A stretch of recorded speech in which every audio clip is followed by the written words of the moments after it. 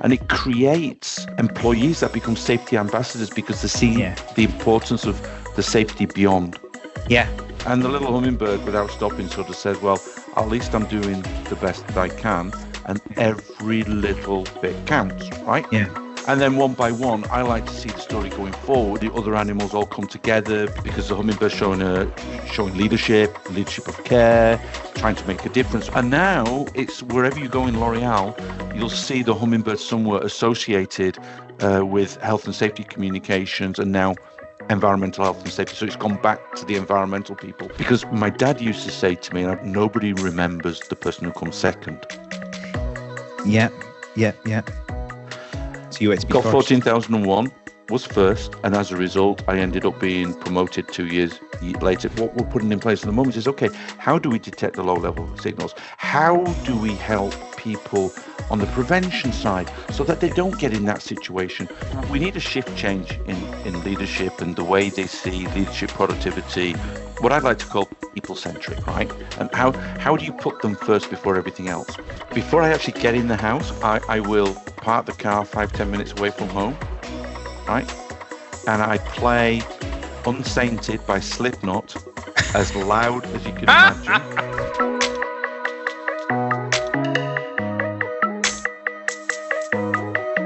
Every leader has a story to tell, and the Safe Leader podcast uncovers the diversity story behind leading figures championing change to make our world a better place.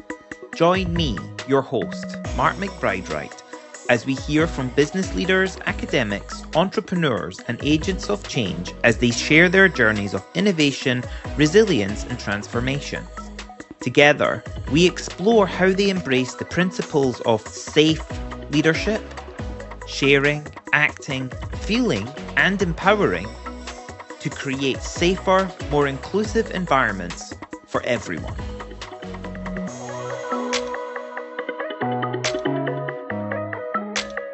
Hello, welcome to the next episode of the Safe Leader podcast. I'm your host, Mark McBride-Wright, and I'm delighted today to be joined by Malcolm Staves, who is the Global Vice President of Health and Safety at L'Oreal. So Malcolm is a globally recognised environmental health and safety professional with a career spanning over 16 years at L'Oreal, where he serves as Global Vice President of Health and Safety. Passionate about embedding sustainable, high-performance cultural change, Malcolm is an advocate of the hummingbird theory, which emphasises the power of small, impactful actions to drive meaningful transformation. In addition to his role at L'Oreal, Malcolm has contributed to advancing occupational health and safety as an occupational health and safety strategic partner with the Capitals Coalition and as vice chairman of the advisory board for the Centre for Safety and Health Sustainability. Earlier in his career, he held leadership roles at Bureau Veritas and Alcan Packaging, further solidifying his experience in health, safety, and sustainability. A recipient of prestigious accolades such as the ROSPA Guardian Angel Award in 2018 and the Corporate Health and Safety Influencer Award in 2022, Malcolm's vision extends beyond organizational boundaries, promoting global collaboration to save lives. Malcolm, welcome. Hi, thank you. It was a pleasure to be here. I am so happy to have been able to get a little slice of your time. You're a very busy man. I seem to be all over the place, but it's my passion and I love what I do. Are you going to send me some complimentary hair samples or something from L'Oreal to, Not a problem at all, but I'll need to check your color and what type you want, but anyhow, no problem.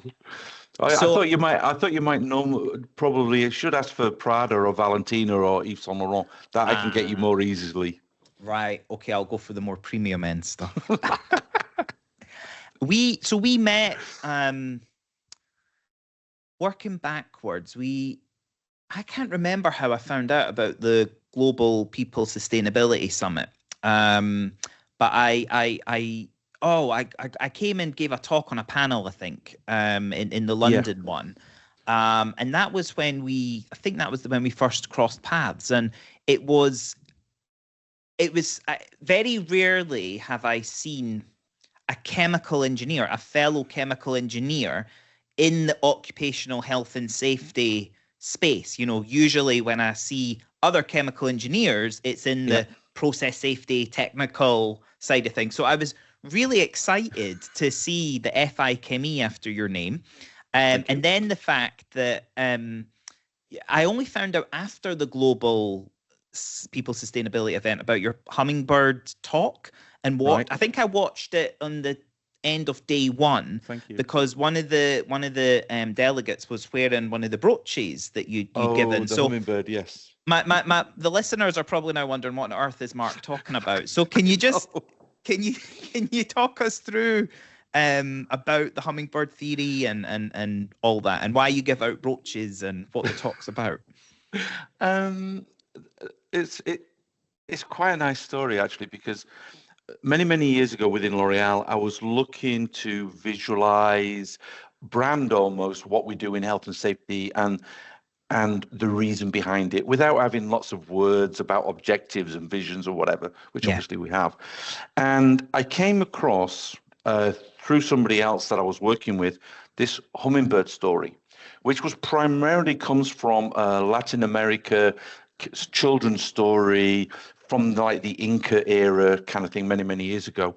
But an environmental person had actually taken it on board as a way of saying to everybody, you know, no matter what's going on, no matter how small we are, we all can make a contribution. And she went on to say, and protect the planet. And the visualization behind the story is a forest fire, right? And all the animals rush out. It's a children's story. And all the big animals, all the rest of it. But obviously there's some animals left behind because they may be ill or whatever. And this little hummingbird, this really little hummingbird, flies out, goes to the river, picks up a bit of water and goes backwards and forwards and tries to put the fire out. And eventually the little animal said, well, you know, you're absolutely crazy. You know, what are you trying to do? You're having no impact or whatever. And the little hummingbird, without stopping, sort of says, well, at least I'm doing the best I can. And every little bit counts, right? Yeah. And then one by one, I like to see the story going forward, which is not actually in the film, to say that one by one, the other animals all come together because the hummingbird's showing leadership of care, trying to make a difference. And one by one, they all come to help and they put out the fire, thus saving their friends, saving the environment, etc. And even though I've mixed things a bit because it was an environmental story, but I saw the impact of a massive fire, right, on people's lives, on health, etc. The damage to the pollution to the river, etc., impacts the fish, etc. So I saw a bigger story, you could say. Yeah. I just internalized it. Everybody laughed at me to start off with, right? I mean, this was 2010, 2011. I put it as in our policy, like in the background of like a watermark, etc. But bit by bit, it grew. It stuck with people. It got momentum, and now it's wherever you go in L'Oreal, you'll see the hummingbird somewhere associated with health and safety communications, and now environmental health and safety. So it's gone back to the environmental people. And for example, our warehouse I love this. Our warehouse in Mexico has I would say a 4 meter by 4 meter hummingbird on the wall. Painted, that's it. Right. That's brilliant. You go to a site in Mexico where there are hummingbirds. They've created a hummingbird garden. Right. Wow. In India, we have a program called Keeping Kids Safe, right? Yeah. Whereby we go into townships, slums, and take education. But we actually have a school that we fund, and we funded it for a long time as a company. And I told all the kids the hummingbird story, and they wanted it to be a horror story. I mean, these are little kids in slums in India. Horror story. Anyhow, the bottom result is when they walk into school in the morning, they now have a big hummingbird painted on the wall to remind them that they can make a difference. Oh, wow. And then just to finish as well, and I've taken up a bit of time, is that, but the next step is that if you and I do a little bit every day for environment, health and safety, or just kindness, right? Yeah. Then that's not bad. But then if other people do it, and 1,000 people, 5,000, 10,000, etc., together we can make a big difference. So it's also a nice way to talk about the story of marginal gains. Yes. Absolutely. And it's just become a way of life. It's just grown and grown and grown. And I give to people that have make a difference, people that I know, for my female friends, they get a badge with a hummingbird badge and whatever, and my male friends will typically get some cufflinks with hummingbirds on that I get made. Oh, nice. Thank you. Nice. Love that. I love that. You've got me thinking, is there some analogy in my safe leader thing that I'm sort of coming to market now with my book and my training course? Maybe there's maybe we've just finished a delivery of a pilot with Rolls-Royce SMR. So we've got 12 amazing leaders. Some are already established leaders. Some are, it's their first leadership role and they're about to, grow a team essentially. And so they're figuring that out. We've gone through this journey of, so SAFE stands for share, act, feel, and empower. It's this circle that people go around where you have to first understand your own difference. What's your own story to contribute to the world? So we create space for individuals to self-explore that, and that's something that we don't often do as engineers and as men, to be honest. Totally. And so we give space for that. We bring in some public training, public speaking training as well to do your anchor story. So there's a sort of byproduct benefit that we're actually creating better communicators in the learners themselves. And then we take them through this idea of acting, of feeling, and then being a source of empowerment for others. So my trainer. But then they're hummingbirds. They're hummingbird. Well, that's what I mean. There's similarities, like total. The collective, and by getting each of them to be like a lighthouse. If we had, so I guess a lighthouse is almost like an analogy to your hummingbird. If you've got lots of hummingbirds going to get water, the volume's larger. If you've got more lighthouses being turned on with people sharing their stories about things that we can't see from looking at them, then we've got more moments of connection where we'll have empathy and we can find out about how that, and I see this in male populations, like men are conditioned to hold up the guard, not be vulnerable, be macho, etc. So prevalent in engineering, and we've got some of the highest suicide rates in the sector as well. So I didn't know that. Wow. Yeah, though this is why whenever I deliver to an engineering business, it's like, oh right, okay, we get it. They've tried X, Y, and Z to engage the workforce on ED&I. We're seeing that narrative play out politically now, where people have felt alienated, disenfranchised, told that they're the cause of the problem. And so it's very shallow, the impact that's then returned. So my aha moment was when I started doing Equal Engineers and I discovered these statistics from the Office of National Statistics in the UK. And I was like, well, that can't be right. We would never tolerate such a high rate of loss of life from a safety perspective, physical safety perspective.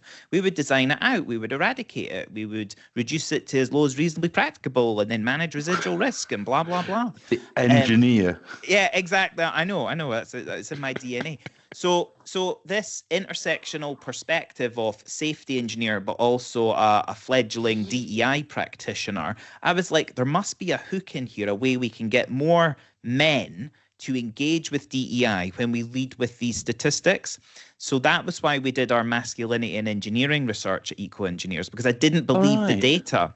So we've done 2 rounds of research. We got nearly 800 respondents in each round. Yeah. Once in 2018 and once in 2021. And in both surveys, 1 in 5 reported losing a work colleague to suicide, and 1 in 5 reported suicidal ideation or self-harm personally. That number went up to 1 in 4 in the 2021 data. We've got the survey open again now. It's going to be a longitudinal study that we do every 3 years. But this is my journey to the safe leader, because I was like, the way we're doing DEI just isn't working. It can live within safety, and we need to leverage the familiarity the engineers have with physical safety, extend that to psychological safety. And then to your point, by getting more people becoming lighthouses or hummingbirds, we'll start to dismantle this hostility that we face, because people are people. But also, you're right, it's also some of the taboos as well, isn't it? Yeah. So sometimes you've just got to put the word out, because when you put out the word suicide, right, the first reaction is, I don't want to know, I don't want to go there, for a lot of people, right? Yeah. But like with, again, the hummingbird or the lighthouse, the more we talk about it and the more we put it out there, then the more it will become accepted. Maybe not for in the next 6 months or 1 year or whatever, but as you put it out. And one of the most remarkable people that talks about suicide by her experience, almost experience, because she often says that she actually shouldn't be here today, kind of thing. And I know she wouldn't mind me saying that, is Rosie Russell. And Rosie has one of the most, I'm going to say, I don't know if the word is heartfelt, but it really rams it home, the importance of it.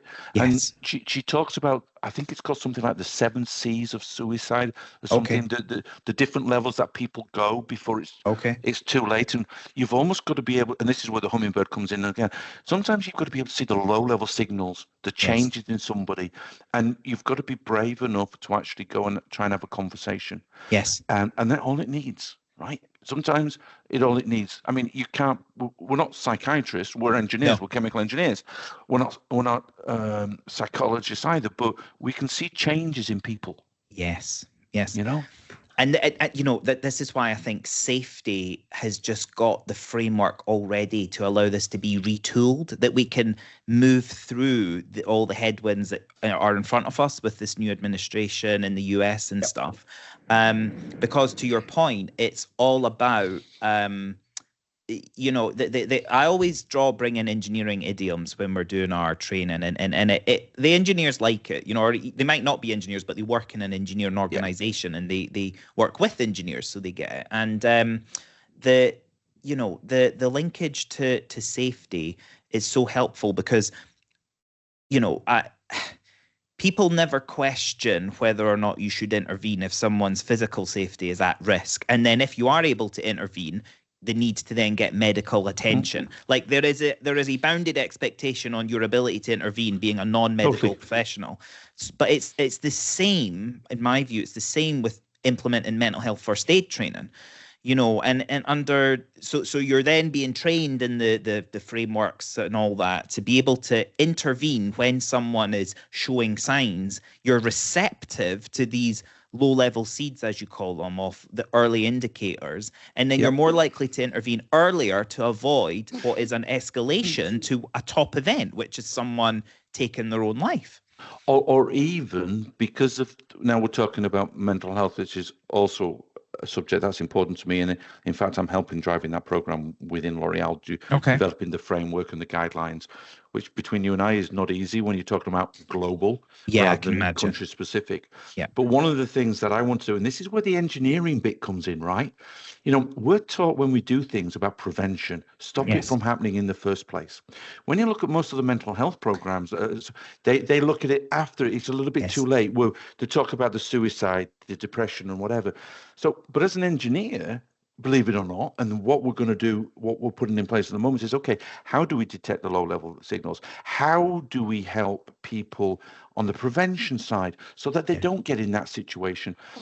Some people talk about resilience, and sometimes I'm not too sure whether that's the right word, but how do you absorb, how do you increase your capacity to absorb stress? Or how do you change so that instead of being the macho engineer, you actually are prepared to open up and talk to other people? Right. And it's so complex as well. But the idea being, and the way I look at the way we're going to do it is, okay, you need it when it starts to get serious, and that is not the manager or anybody else, right? That's the professionals. But the manager has a role to play, and of kind of creating the right work environment that somebody. Psychological safety is the buzzword, but it means that somebody who's not feeling quite right could come and talk to me about it. And it could be mental health I'm going to say is a word that I struggle with sometimes because it's seen very negatively in many societies. So I think mental wellness or mental well-being is a much better acceptable term for a lot of people. And I think you can help people improve their mental wellness, right? By making them aware. And sometimes you can talk to 1 million people and maybe only one person actually takes on board what you've mentioned and they do something about it. But that's one life. Yeah. I can tell you from having done delivery and framed the conversation in this way to multiple organizations now, that in every instance there's always been experience locally within that organization where this is real. So that to me, that experience of seeing the data from our research and from the ONS, but then the experience of then delivering it in front of clients and then see it become relatable of someone in that on that site, for example, this was where I was really like, there is something in this, and you're right. Mental health can be a triggering word. We all have mental health. It can be positive or negative or neutral, just like we all have physical health. It can be good, positive or neutral. It's about finding the right language. So I love that mental wellness. It can change daily as well. It can, you can be under a lot of stress at the moment, and you're really, really struggling. But because of, I'm going to use the word resilience. It's not the right word. I struggle to find the right word. But it doesn't tip you over the top, right? Yeah. It's elastic, right? Yes. And it brings you back. But if you stretch that elastic too much and too often, it doesn't go back to its original form. Yeah. And it's a good analogy. I think it's sort of important. And I also think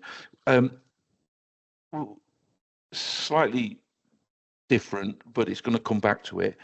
So we launched a Women in Safety program as part of our big DE&I program within L'Oreal.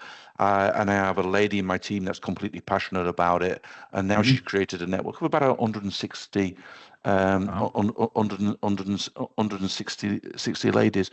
But what I also notice is that, when you have more women in your team, people talk more.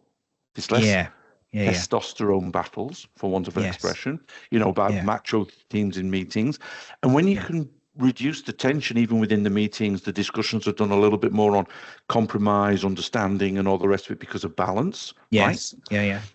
And I think that's also a good way to create a cycle by having better balance. And this is gender. I'm going to say any gender balance if I can. Is it gives you the diversity which allows people to open up and to talk. Yeah. Right. And we've been lacking in that due to a lack of balance in gender equality in engineering, majority. But when you and I went to university, and did chemical engineering, I think there was 60 of us and 2 were women. The challenge being is that when they come through and take senior positions, well, the pool is still not balanced. There's not even now enough chemical engineers that are women coming through university, as an example, kind of thing. Yeah. And but it's a fascinating subject. I could go on for it, but I think that this whole thing about mental health is it's also creating the right kind of work environment that people think they can trust you as a leader to come and talk to them about the problems, and you're not going to judge them, right? Yeah. You're going to be there to listen.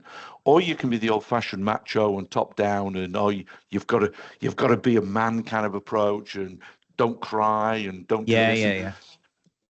But what it needs is people like, I'm going to say, like us and other people as well, to actually be role models, to talk about this kind of subject. And bit by bit, the hummingbirds, my theory will be that bit by bit, other people will open up because you have done, and because I have done, and because other people have done.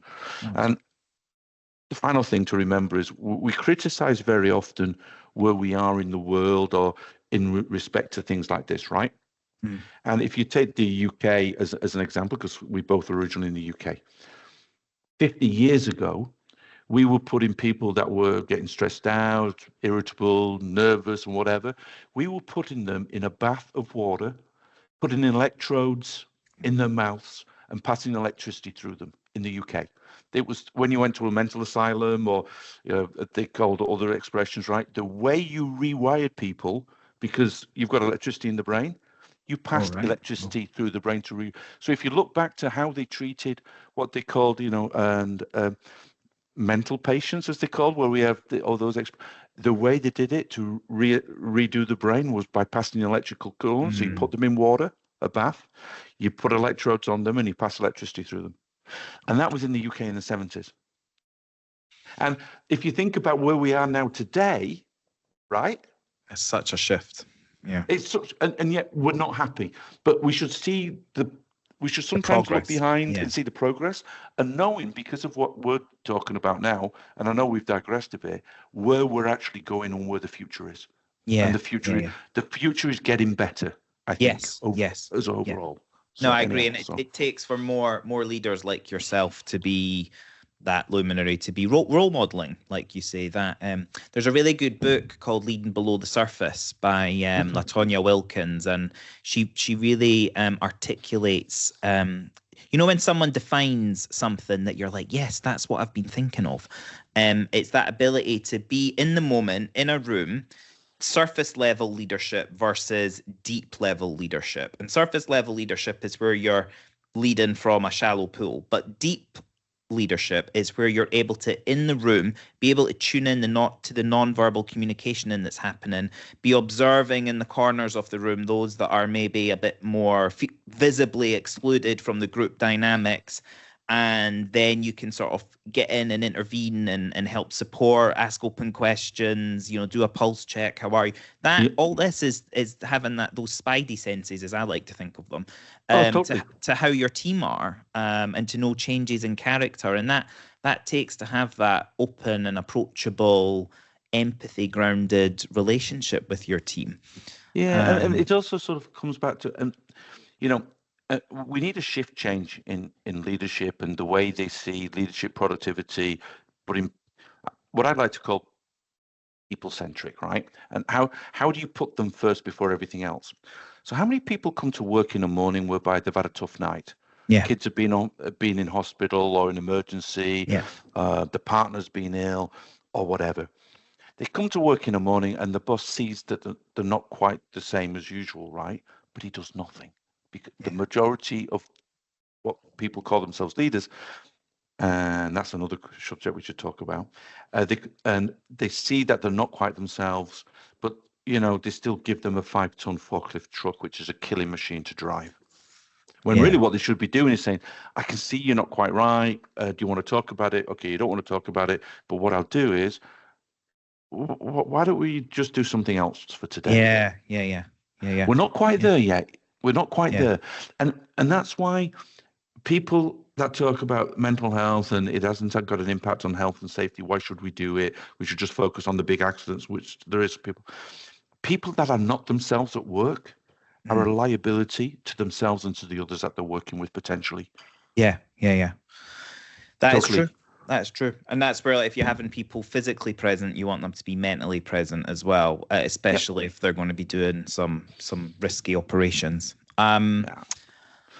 So we've got the conversation we've just had would normally be the middle of the chat. I like getting to know the person behind the person that's in front of me. So if you've still got time, I'd love to keep going. My time is your time. This is fun. Fabulous. So tell us a bit about the young Malcolm. What were you always going to be, a chemical engineer working in health and safety? How did you get to where you're at? The real young Malcolm Staves, right? I mean, the real young was going to be captain of a spaceship, and he was going to go way out into the universe. And I was influenced by things like Star Trek, which was in the 60s. Doctor Who was there, time travel, and then at the end of the 60s, people landed on the moon. Oh, of course. And I was totally captivated. So I had a plan, and the plan was in order to get to where I wanted to be, which was to be captain of a starship, I obviously had to go to the moon, right? Big plan. So in order to go to the moon, I had to join NASA. To join NASA, I needed to be a test pilot. Yeah. To be a test pilot, I needed to fly fighter aircraft. So I had to join the Royal Air Force. Right.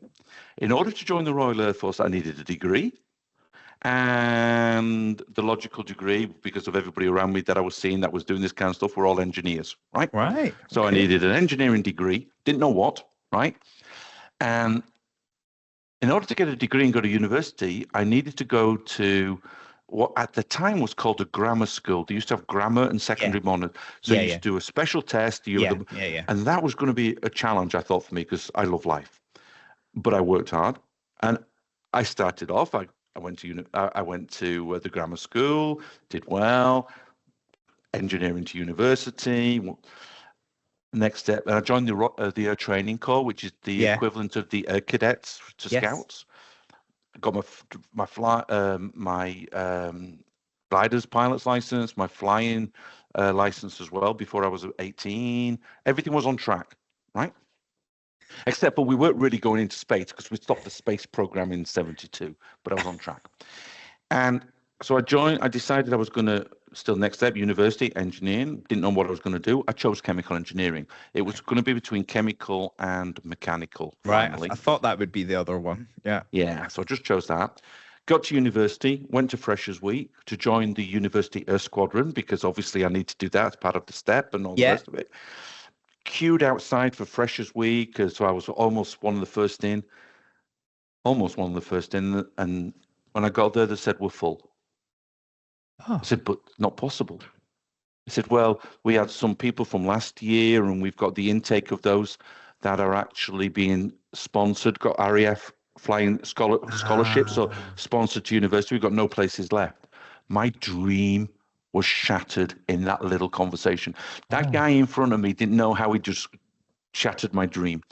So I kept on with Star Trek and all the rest of it, and Doctor Who. I still love them. I still watch those.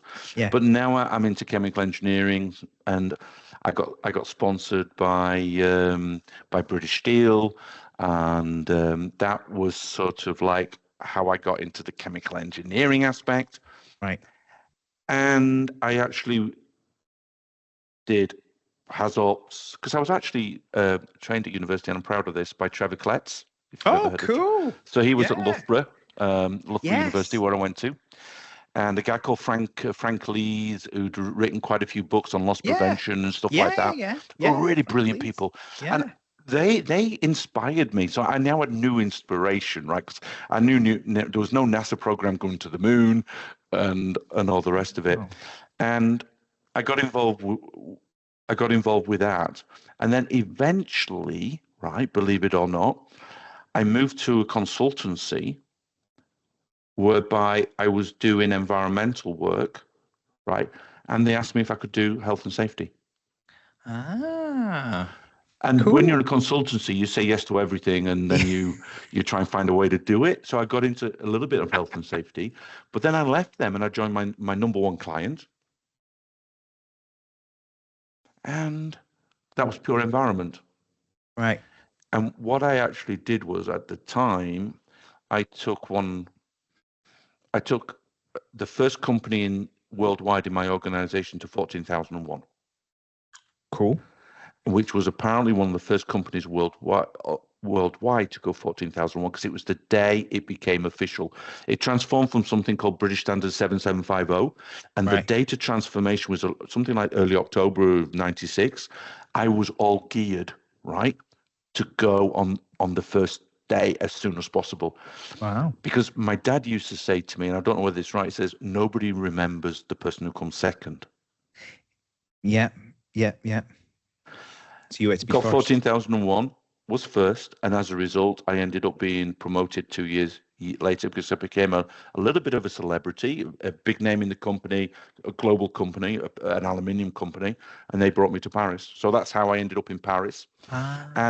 But when I got the 14,001, they then turned around to me, and this particular division, European division, said, we're struggling with health and safety. You seem to have got a good way of doing the environment. Can you apply the same approach to health and safety? And my first reaction was, well, I know HAZOP, I know process safety stuff, but maybe health and safety is a bit like the environment, and all you do is take the environment out of the word, put safety in, and you put a system in place. And I started with putting systems in, and aligned with 14,001 at the time, and that's how I got into it. And I found my holy grail. Oh, that's amazing. That's amazing. Oh, I completely can relate. That's so cool that you were taught by Trevor Kletz. No. Lee, Frank Lees, I recognize the name from like some fundamental safety textbooks. I was taught by Professor Stephen Richardson at Imperial, so I've still got all these books. Do you know Stephen? What they called? What was they called? It was Coulson and Richardson. Yes, the books. There was 5 or 6 of them on a volume. I couldn't throw them away. They were my Bible. Yeah. So he taught me, and he gave me the opportunity to come to Imperial. I remember I couldn't attend my interview at Imperial because I had my prelims, as we called them, like mock exams, basically. So I deferred, and I ended up going on my 17th birthday down to South Kensington. And I'd originally thrown out the prospectus for Imperial the prior October when I saw the entry requirements, because I hadn't done as well in my hires in Scotland as I'd wanted to. So I was like, I'm never going to get that. No way. And then I've forgotten about the institution. I still applied. And then I went down to London, and I was really nervous about being able to get an A in chemistry because I'd got a B in higher, and I thought I'll never get that. Well, I have to call him Stephen now, but to me he's still Professor Richardson. But he said to me, Mark, stop calling me Professor Richardson. And he sat down and told him my story, and I was one of those weird students when you could still do it. I went to Imperial with chemistry, maths, and French. I didn't have physics. Wow. You would never get in with that now. But he gave me an entry of an A and 2 Bs. So it totally took the pressure off. The A had to be in maths, but it took the pressure off the chemistry. And I still got an A in chemistry. I got 2 A's and a B. Oh. And then he became my personal tutor, because that was the process at ChemEng at Imperial. The academic who interviewed you then became your personal tutor if you accepted, and then started in the subsequent October. So anyway, he taught me process safety as well, and he's always and then he made his way up through the faculty, head of the faculty engineering, and sort of I learned about him. I learned about Piper Alpha and all that through him. And so when I finished my undergrad and then did my PhD, I enjoyed that, but I really had to do some self-reflection on what I had enjoyed at undergraduate for what I then wanted to do in industry, and it was safety all the way. And I've then gone into safety and just sort of kept in touch. And what I love about, I guess maybe that band of people that went through training and in engineering, I feel like I'm in that bridging generation, between the graduates and all that coming through now, and people like yourself who studied and were taught by, Trevor Kletz and that. I used to work with David Edwards, who was taught by Trevor Kletz as well, I think. I used to work with him at Granthurn, and it's such a small community, isn't it? It is. But it is. But it's also tying the link with, if I can, with health and safety. So it always surprises me and makes me feel sad when I see process safety and chemical engineering and occupational health and safety are two different silos. Yes. Yeah. Because at the end of the day, when you get process design wrong, you kill multiple number of people. Yes. Right? It's really, really big. And what I've been able to do with my background of chemical engineering, and then I've fallen into health and safety, I mix the two. I do process safety process safety in L'Oreal, because, we put things together, we transform raw materials using heat, whatever, and we transform them into products, right? Yeah. And when things go wrong, they could go wrong, like any manufacturing plant, pharmaceuticals, chemicals, etc. So your process safety has got to get right. Yeah. Yet for a lot of companies, process safety and occupational health and safety are not together. Yes. And it's sad. I think we've got a mixed opportunity there. I think there's more about it.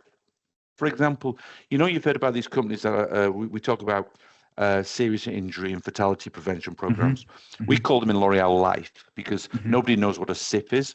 when you talk to senior managers, but everybody, if you give it a nice name, so it's marketing from L'Oreal, life as in life-changing incident or fatality event. Okay. We have a top-down program called Life 1 and Life 2, and it is all engineering process safety controls that stops the worst-case scenario ever happening.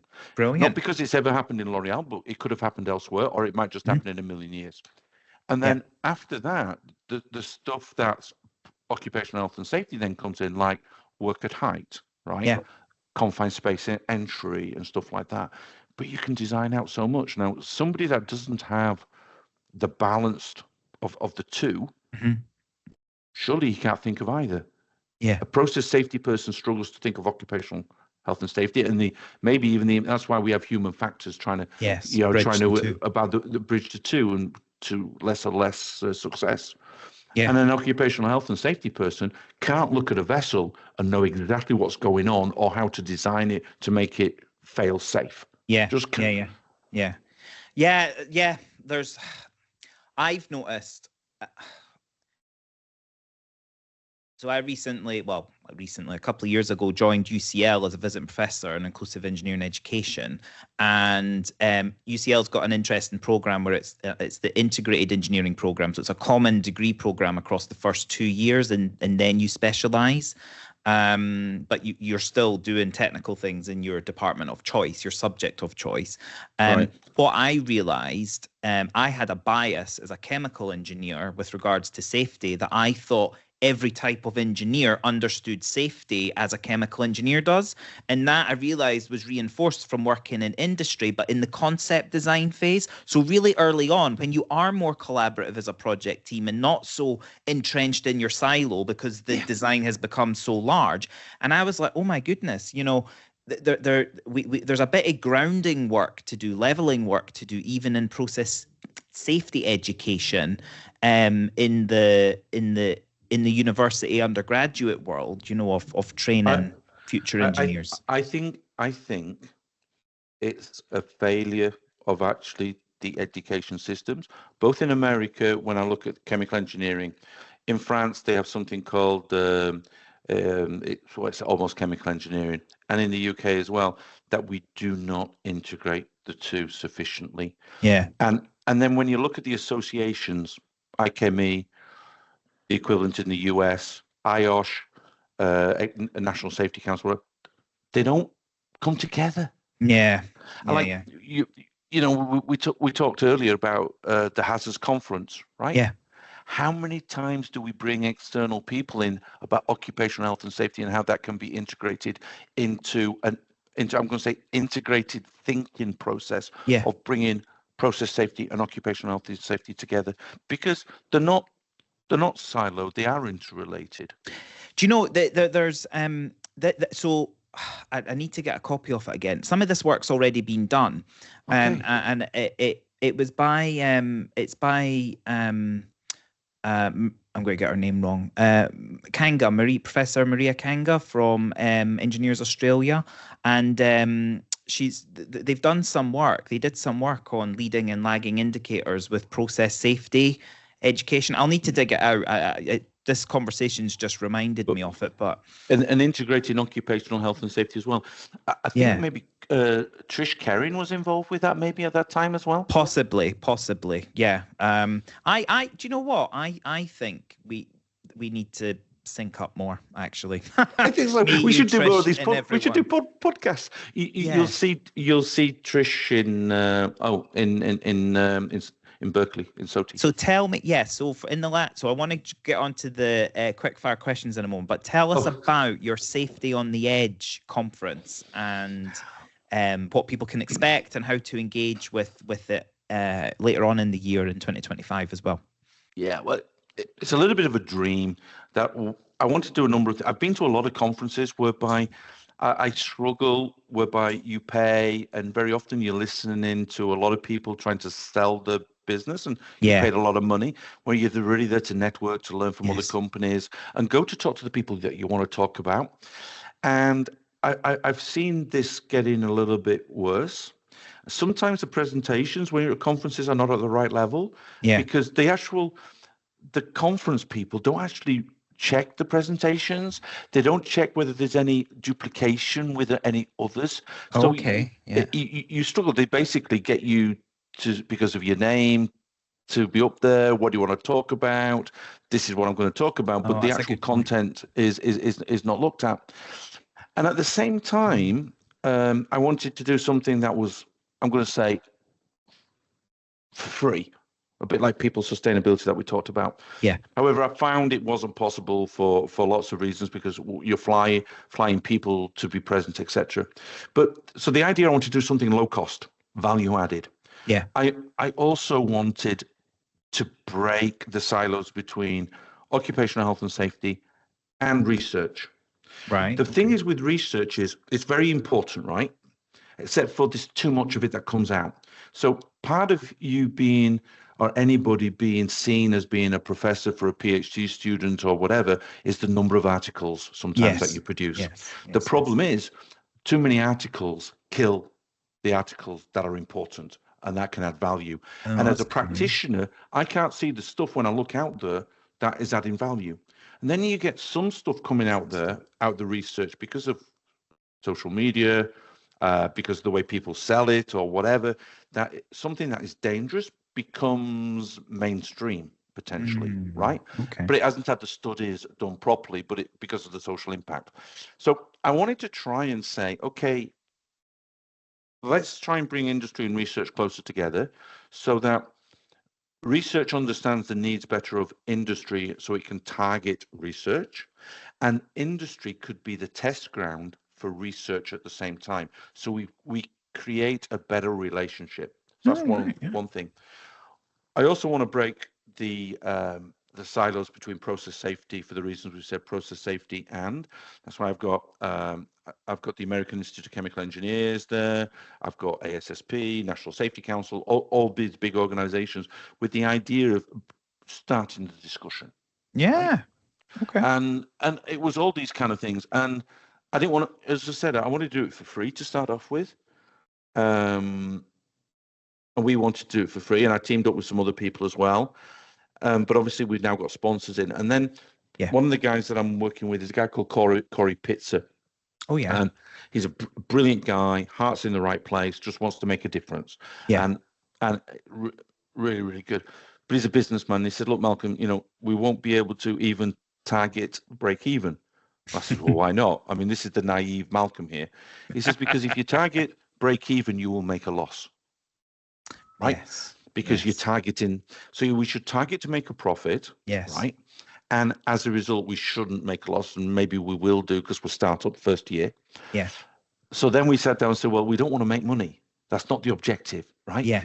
So we then decided that all money will go to charity. Right. And the portion that is L'Oreal's, right? And I suppose you could say I'm a bit biased in this decision because I'm involved with it, will go to dementia, because I lost my mum through dementia, right? Right. And it just seemed to be right. So, and Corey, with his, if there is profit, we'll put it to another charity, because we're not out about making money. We just want to put good content delivered by good people that adds value to our profession, and not the profession of process chemical engineering or occupational health and safety, but to a profession that actually wants to save lives and make a difference. I like what you're doing. It's so sort of nucleating the start of this collaboration that we've been talking about that has been lacking. And what I love that you're doing as well is that you're safety professional by background. You're curating an event that is being curated by a professional. The criticism that often these events are led by event media companies who are just charging high rates to fill the expensive floor space and then don't check anything. I'd never observed or thought about that before. It's such a good point. But that then means that people coming to your event will experience a highly curated piece of work, that's looked at the contribution of each speaker, them all together in concert with one another. So it's all complementary. And having been a speaker that's gone through that process for the Global People Summit, Sustainability Summit, I can say that is the case. You do that, which is great. I like to, this is totally selfish as well, right? And so allow me this bit of self-indulgence. I actually want to we want to put on something that I would want to go to and pay. Yes. Right. That's sort of my benchmark. And then it also means that I get to do some cool stuff because, for example, right, I will actually do a fireside chat, right? I have a little bit of flexibility of the kind of thing that I could do. A fireside chat on stage with probably one of the most famous people when it comes to behavioral-based safety, which is Tom Kraus, right? Okay. And I will actually meet him. He doesn't travel much more, and he's traveling less and less because he's in his 80s.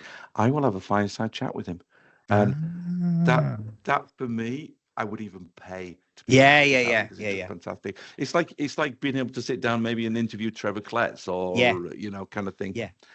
But no. I love that. I'm looking forward to it, and it might be it might be the biggest flop in the world because we're startup. We've never done it, but our heart's in the right place, and we just got to try. I don't think it will be. I don't think it will be. Okay, right. This is quick fire questions, so an energy here. We've had a lot of energy already. We have. No. I mean, as in short answers. Oh, I got it. Oh, can we do that? We're gonna try. Right. What's the most rewarding part of your job? Meeting people. What's one habit you've developed that has been key to your success in safety leadership? Networking. What's the best piece of advice you've ever received? Wow. Actually, it was from my dad. And a long time ago, because it set me on the path. But very quickly, if it's important for your boss, it's important for you. That's a good one. What's your favorite way to unwind after a challenging day? That's easy. So before I actually get in the house, because I don't want to take all my baggage with me, right? I will park the car 5-10 minutes away from home, right? And I play Unsainted by Slipknot as loud as you can imagine.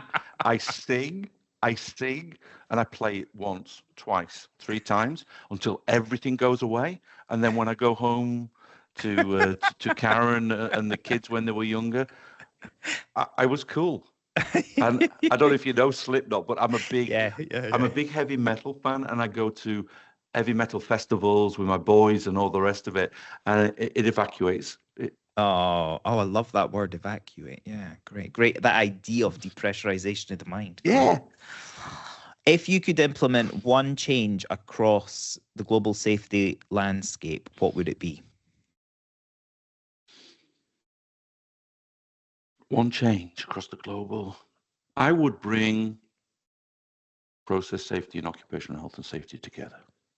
What's your favorite safety innovation or tool that you've seen recently?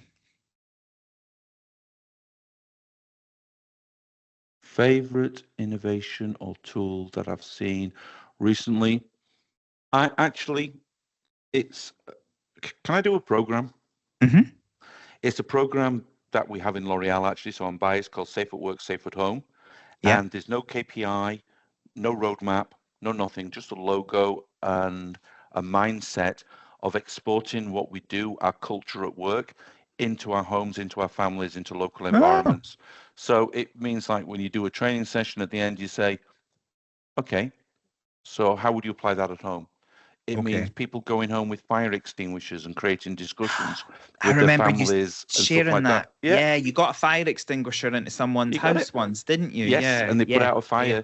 Or it means taking employees into schools and making a difference in townships and slum areas to kids, which gives them true sense of purpose. Yeah. That is the most incredible, and believe it or not, no initiative, no like I said, no KPIs or anything. It's just wonderful, and it fuels me every day.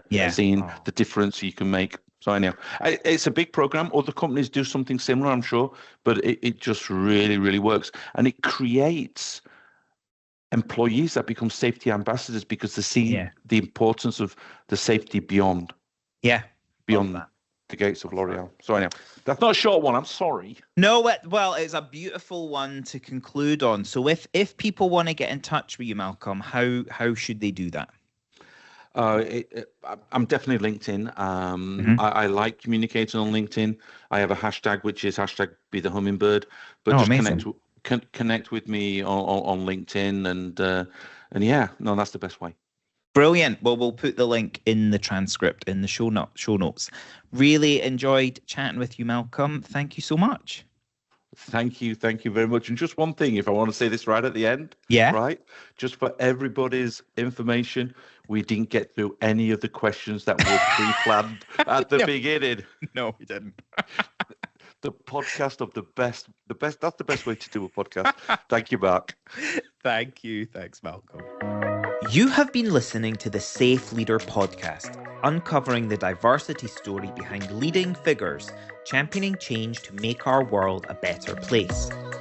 If you have enjoyed the episode, please subscribe to the Safe Leader podcast on your podcast platform of choice and get notified when a new episode goes live. Did you know that we also offer a full transcript on each of our podcast episodes? Check out my website, McBride-Wright.com. Here, you can also explore the training, coaching, and keynote speaking services I offer.